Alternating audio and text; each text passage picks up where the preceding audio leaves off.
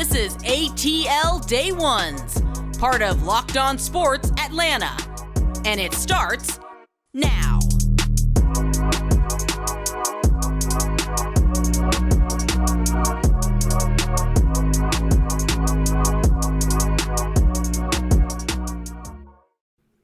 It is ATL Day Ones. I am Jarvis, and that is Tenitra, that other beautiful face you see on the other side of me right there.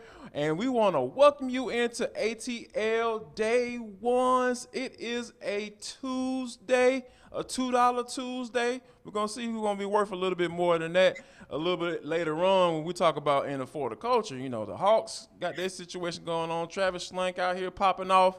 We're going to talk about that. Also, we're going to get into the Atlanta Falcons. Grady Jarrett gets an extension. What does that mean for the future of not only him as a player, but for the Falcons going forward? What does that say? There's a statement made in that extension, and I think we're gonna definitely talk about that and let you know what that is. And but before we get into all of that, we have to say a big old thank you for subscribing to us. You guys have been absolutely paying attention to all the NFL draft content that we have been putting out on Locked On Sports Atlanta. We got a big old lineup. It's 3 shows. It's us, Hitting Hard with John Chuckery, and A to Z with Mark Zeno. So, yeah, make sure you go ahead and like and subscribe to our YouTube page. Check us out here. You can give Tenitra a follow on Twitter at Tenitra Batiste, and you can follow me at Jarvis D90. We really appreciate you all. They have already done so, and we encourage you all to continue to follow us on our audio platforms as well. You can get us wherever you download your podcast. Tenitra. Oh, my goodness. The Atlanta Falcons are making moves. They are shaking and shucking and jiving today when it comes to the financials of their team, right? So they pick up the option for Chris Lindstrom. Yes. I don't think anyone was too surprised by that move. How about, what say you? Yeah, agreed. This is someone who was amongst the league leaders last year in his position in terms of his grade, his ability in his position to at least at that time keep Matt Ryan off his back.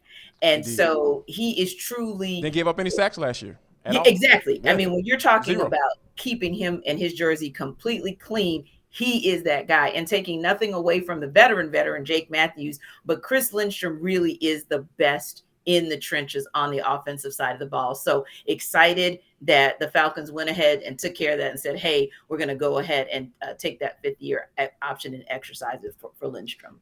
No doubt about it, because like I said, I've said from day one that Chris Lindstrom is going to be a dude, and he's done nothing but confirm that and make me look smarter than what I actually am. I really appreciate that. Appreciate that, Chris. CL, my guy, my dude. I appreciate you. But on the other side of that, though, Kaleb McGary, they don't pick up his 5th-year option, and he's going to be a free agent after this season. So I think one of the interesting things there, though, is the inconsistencies. You know, he's had some injuries, and I think that he's a guy that just doesn't seem like he hasn't figured out how to get better once you get into the NFL, because he seems like a guy that just hasn't produced, and it seems like he hasn't figured out how to get better as a pro. Yeah, there were times last year, the year before. So like you said, every year we look for some sense, some nuance in your game that has evolved, like one Grady Jarrett who got that 3-year contract extension. Part of that is because of the nuances taking away last year. And we'll talk about it, like you said, in the deep dive, but taking away last year, you and I have seen Grady from day one, and we have seen the evolution of his game and how it has allowed his numbers to increase. Granted, on the O-line, there aren't numbers per se, other than the one you just mentioned, which would be keeping your quarterback off his back and having 0 sacks at your position. But that's the polar opposite for Kaleb McGary. There were just moments in time where we would watch and say, is he watching the same game? Is he going up against the same defense that we're watching? Because if he was, he would know how to secure this gap or make sure that that gap is open. There were just times where it just seemed like he wasn't quite where he should be in terms of understanding the game that was going on around him. So It's a prove it year. I know people have been talking about all of the pictures that they've seen on social media and how he's looking jacked up and ready to rock. So, hey, look, show and prove. Okay. Show and Yeah. prove. You've got another year under Dave Ragone, a second year under Arthur Smith, someone who was an O lineman, someone who prides himself in really being able to get O linemen there. So, hey, maybe you can do it. But if you do it, you'll do it with the understanding that if you don't, you'll probably be in another zip code next year. Indeed. He gave up 9 sacks, by the way, last year, and I think that is an indicator, a key indicator of where his career has gone since he's become an Atlanta Falcon. When he was taken, Falcons traded up to get him. Exactly. So you're talking about 13 and 28, and you're talking about a decided difference between the productivity of that first rounder Lindstrom at 13 and Kaleb McGary. Decided difference. No doubt about it.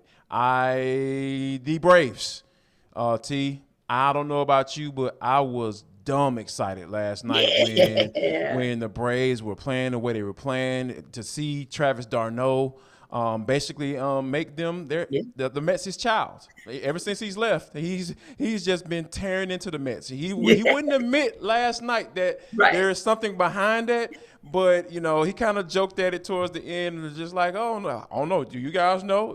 It's maybe a numbers thing. So for him to kind of be a little jovial about how he's treated the Mets since he's been a Brave. I absolutely love it, and the Braves get the win last night, 5-2.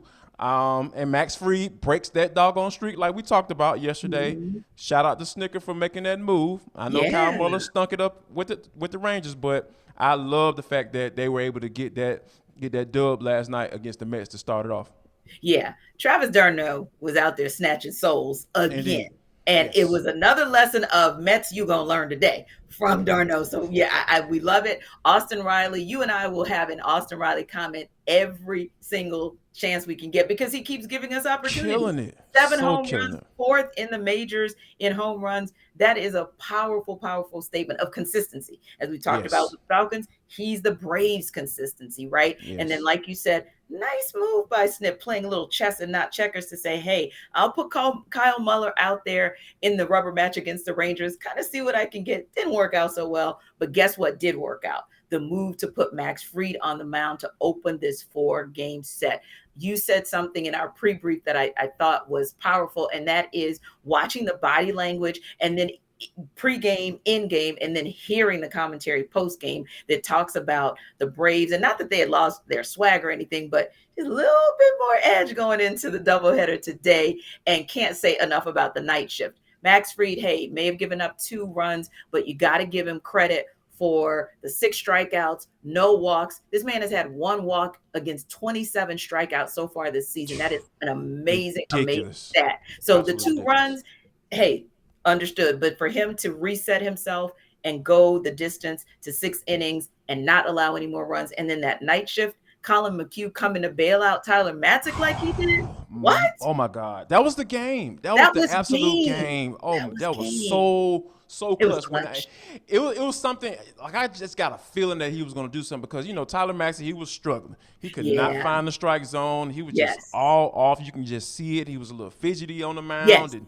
And when I looked at Snicker and the camera cut to Snicker, and I was just like, yeah, he probably about to get ready to pull him. And that camera immediately went to Colin McHugh warming up. I was like, I like this McHugh dude. I do like McHugh, and I was just like, I had a good feeling about him coming in, and when he came in and just mowed down, what's my man name, Mark Conha or Connor, whatever his name is, he mowed him down, and I was just like, oh yes, this is game. I was like, this is ball game right here, and to see McHugh come in like he did, I think that was huge, and then Kenley Jansen come down, close the door, you close the door, and I just love the confidence that you have when Jansen comes in the 9th inning with a save opportunity. I just absolutely love it, and I think that the Braves they got some. I feel like they got something here heading into this doubleheader. Yes, and a couple more things before we wrap up our Braves talk. This is what you and I talked about yesterday, wanting them at a minimum to get a split. So for them to get game 1 means they're halfway to home of what our expectations were for them to get out of this trip. So I also like that. And hopefully we'll get some positive bounce out of Charlie Morton today. Otherwise, Jarvis, you and I might be having a conversation tomorrow about how he was sent down to Gwinnett. You hope not, but we're teeter-tottering on it if we're being honest. And then hopefully we'll get another masterful outing from Kyle Wright in the nightcap. Mets are playing a little chess game, so they're not telling us who at this point will be the starters on their end, but confident in what the Braves will be able to do. And one more thing that I like that Snit said, as you and I continue to watch the progression of the return of Ronald Acuna Jr., and that is seeing what he was able to do on defense. Yes, he only was 1 for 4 last night, but Snit liked his at-bats still, in the quality of decision-making in those at-bats, and also talked about how clutch he was, because there was one ball out there that looked like, whoo, man, this might be a long ball for the Mets that could have gotten them back in it, and Acuna Jr. was like, yeah, not today. Yes, I absolutely love it. He almost had one as well. I thought it was gone. The way he was looking at it, I was like, oh, yeah, my boy nephew got him one. And then Reno was like, oh, no, not quite. I get it. I understand. But like you said, I think the patience that he's showing, because you could tell he was amped up when he made his first appearance, coming back off the injury and when he got called up. And I think once you think about how that mental – like you can be so amped up when it comes to baseball. So, you have to kind of level out a little bit and get your mindset right as you come into to the plate or whatever, and trying to figure out your approach, against each pitcher night in and night out. I think there is something to be said about Snicker recognizing that, and then to be as close as he was to knocking it out of the park and doing what he's doing defensively. I think this is the right message. This is the right time. I think it's the right time for sure. Braves first pitch is at 3:10. Charlie Morton's on the mound. New York Mets are trying to be cute, and they haven't put out their probable starter. So hey, we're not going to reference them. So yeah, we know that Morton's going to be on the mound tonight, and hopefully he has a good performance. But a guy who's been consistent performer for the Atlanta Falcons just got an extension. We mentioned it earlier, Grady Jarrett. We've talked about also Deion Jones and what his future looks like for the Falcons.